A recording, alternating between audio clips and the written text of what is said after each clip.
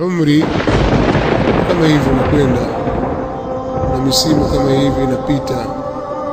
Mtu mwenye akili ni yule ambaye anautumia umri wake vizuri, kwa sababu kila siku zinavyosogea mbele ndivyo unatakiwa uongeze maarifa, yani ujitambue kwamba mimi naelekea kwa Mola wangu. Kama ilipita miaka 10 nyuma, 20 nilikuwa nacheza, sasa sio tena wakati wa kucheza, kwa sababu kuipata hiyo 10 mingine mbele au 20 ni jambo la nadra sana, si jambo la kuelekea guarantee, si jambo la kuelekea guarantee.